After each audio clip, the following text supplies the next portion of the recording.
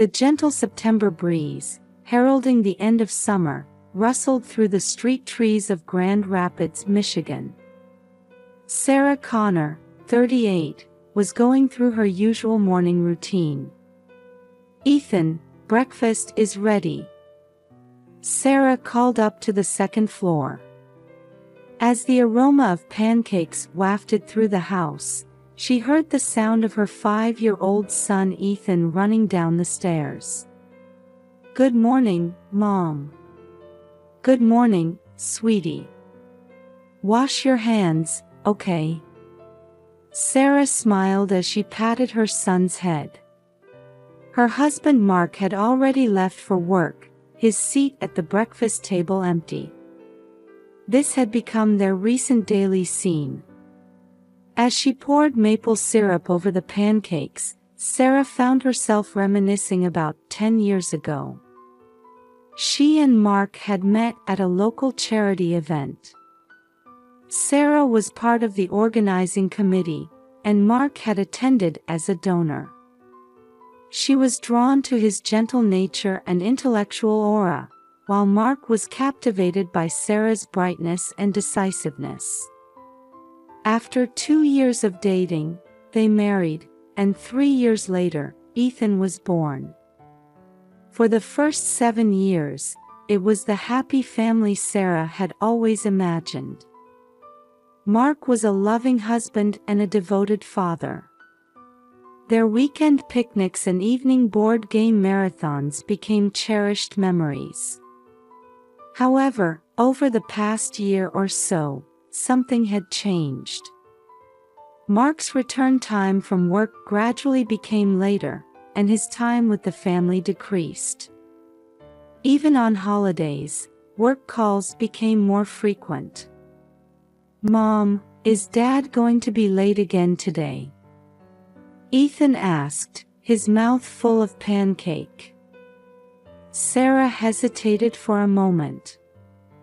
"Yes, honey. Dad's busy.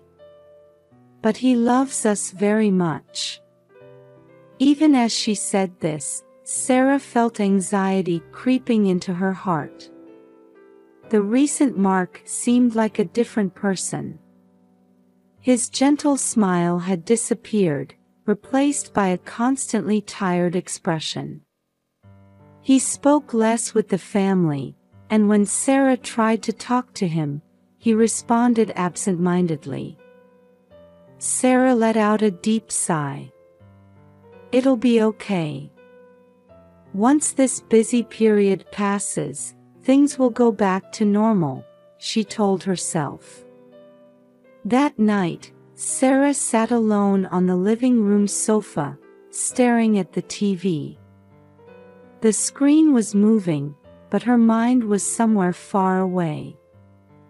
The clock showed 11 p.m. Suddenly, she heard the front door open. Sarah jumped to her feet. "Mark?" There was no answer. Instead, the smell of alcohol wafted into the room. Sarah frowned. It wasn't unusual for Mark to drink, but he had never come home this drunk before. "Welcome home," Sarah called out, but Mark went upstairs without a word. Sarah sat back down on the sofa. She felt something heavy sinking in her chest. This had become her new normal. At 2:15 a.m., Sarah was startled awake by a touch. A small hand was shaking her arm. "Mom, wake up. Hurry." A faint voice could be heard. Opening her eyes, she saw Ethan's serious face. "Ethan, what's wrong? Did you have a bad dream?" Sarah asked, still groggy. "No, Mom. We need to get away from Dad right now." Those words instantly cleared Sarah's drowsiness. "What? Why?" Ethan continued in a trembling voice. I heard Dad on the phone. He said he wants to make you have an accident. He wants the insurance money. Sarah gasped. Mark saying such things, it was unbelievable. But thinking back on his recent behavior, she couldn't dismiss it entirely. In Sarah's mind, past events flashed by like a montage. The kind Mark from before, his recent cold attitude, and now Ethan's confession. Ethan, did he really say that? Sarah tried desperately to stay calm. Ethan nodded slightly. Yes. Dad was talking on the phone with someone I don't know.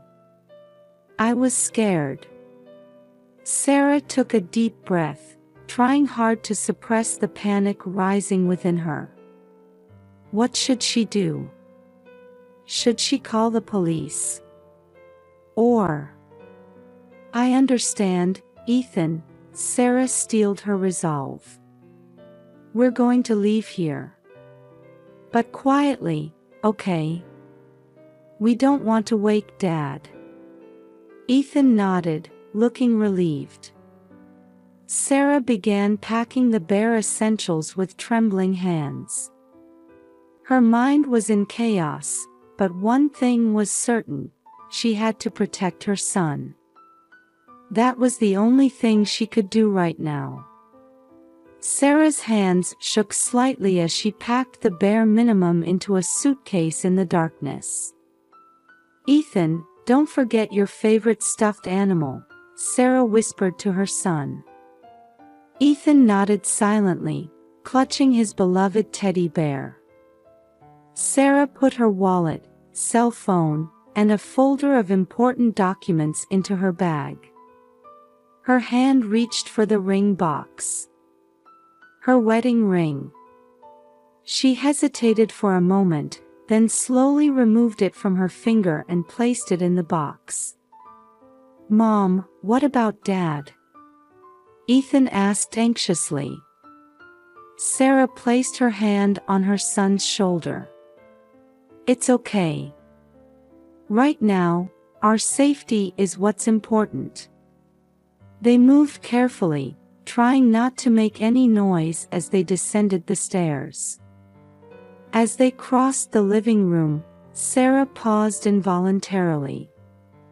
The family photo on the wall. Mark's smiling face. Was that all a lie?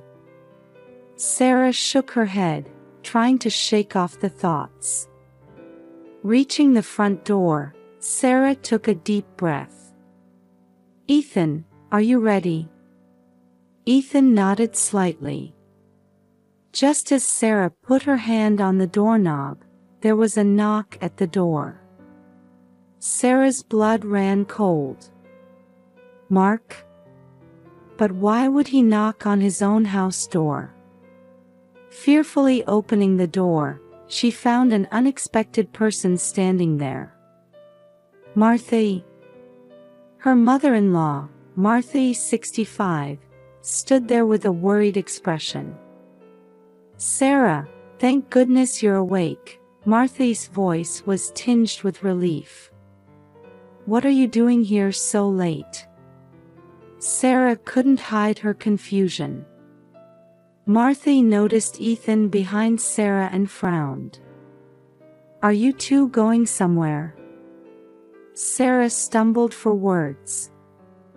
Should she lie or tell the truth? Martha, seeming to sense Sarah's hesitation, said quietly, I came about Mark. He's been acting strange lately. Sarah's eyes widened. Had Martha noticed too? Can I come in? We need to talk. Martha's voice held a sense of urgency. Sarah hesitated for a moment but nodded, holding Ethan's hand tightly. The three moved to the living room. Mark's been asking for money lately, and he's been quite aggressive about it. Martha began. Today, he demanded a large sum. When I refused, he burst in, shouting terribly. Sarah gasped. Was this the real Mark? So I came to check on you, worried, Martha continued. I never imagined you'd be trying to leave. Sarah took a deep breath, steeling herself. Martha, actually. Sarah confided in Martha about what Ethan had overheard. Martha's face paled. I can't believe it, Martha murmured. But seeing Mark's recent behavior, I can't dismiss it completely. Sarah nodded. We were about to leave temporarily. Martha's expression became resolute. I'm coming with you. To my house. What? Sarah couldn't hide her surprise. As Mark's mother, I need to correct his actions. Martha's voice was filled with strong determination. But first, we need to ensure your safety. Sarah felt tears welling up. She had an ally. She wasn't alone. Thank you, Martha. Ethan spoke in a small voice. Grandma, are you coming with us? Martha smiled gently. Yes, Ethan. Grandma will protect you. The three hurriedly got into Martha's car. Sarah held Ethan close in the back seat. Just as the car started moving, the light in the upstairs bedroom turned on. Mark's awake. Sarah's voice trembled. Martha spoke while checking the rearview mirror. It's okay. We're safe now. The car glided into the quiet night streets.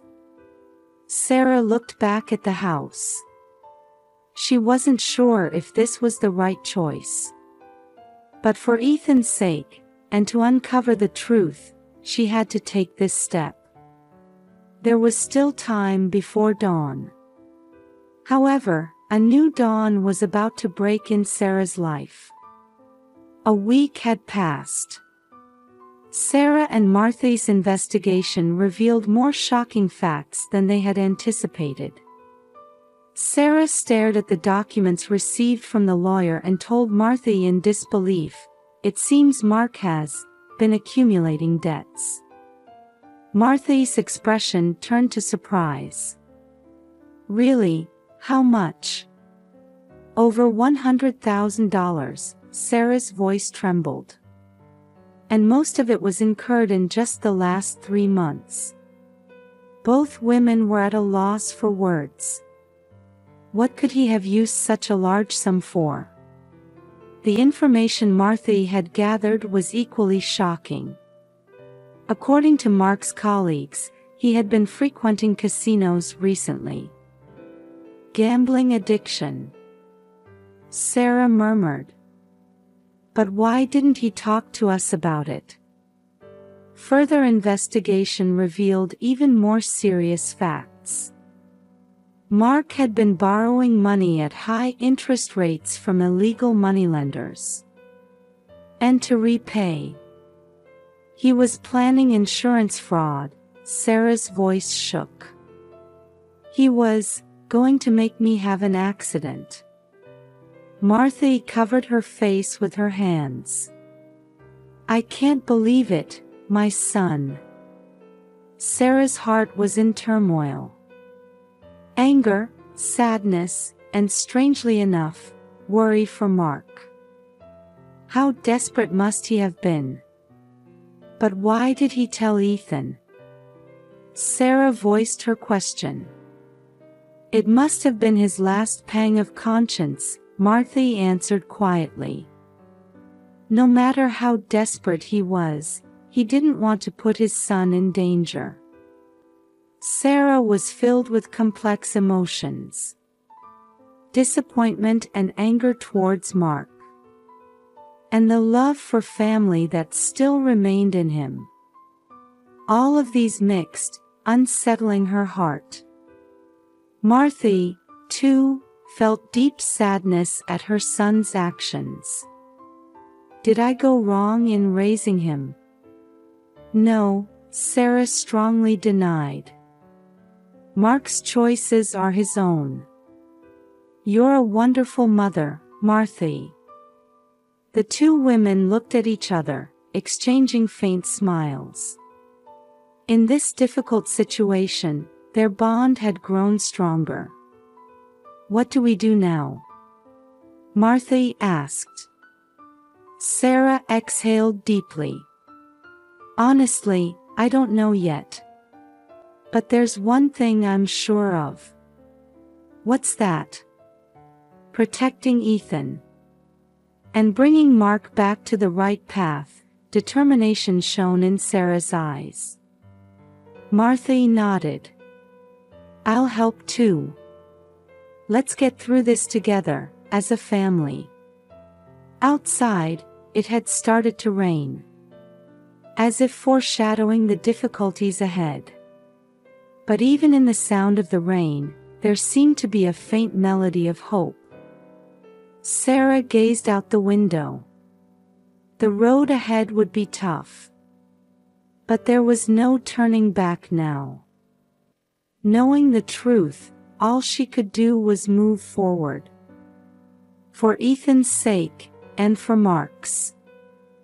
3 days after learning the truth, Sarah decided to confront Mark. As she waited for him in Martha's living room, her heart was pounding fiercely. The doorbell rang, and Martha let her son in. Mark's face looked exhausted, with dark circles under his eyes. Sarah. Mark's voice trembled. Sit down, Sarah tried to maintain her composure.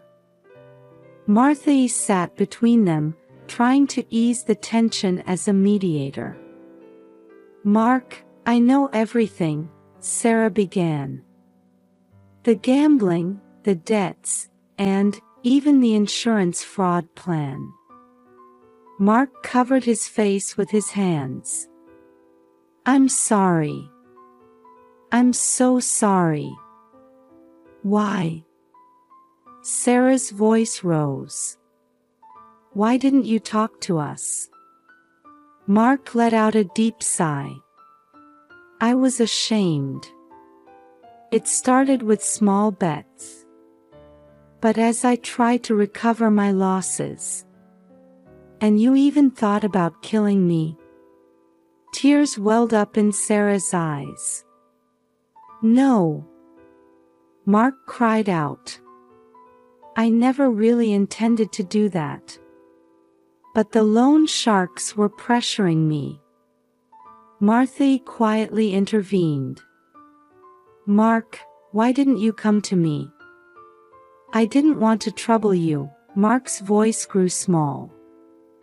Sarah struggled to contain her emotions. But in the end, you told Ethan everything. Mark looked up, meeting Sarah's eyes. When I saw his face, I realized how foolish I'd been. I thought I'd rather confess everything than lose my family. A heavy silence fell over the room. Sarah took a deep breath. Mark, it's hard to forgive you. But... Hope flickered in Mark's eyes. For Ethan's sake, I want to try again. Sarah's voice was filled with resolve. Martha placed her hand on her son's shoulder. We'll help too. Let's get through this together. Mark nodded, tears streaming down his face. Thank you. I'm truly sorry. From now on, I'll put family first. I promise I'll make amends. Sarah quietly stood up and approached Mark. After a long silence, she embraced him. Let's work hard together, Sarah's voice echoed gently. Mark's expression showed relief at those words. Family bonds grow stronger through trials. This wasn't an end, but a new beginning. 1 year later, the Connor family had undergone significant changes. Mark was receiving treatment for his gambling addiction and working hard to repay his debts. Sarah supported her husband's recovery while building her own career. Martha played a crucial role in deepening family bonds while looking after her grandson.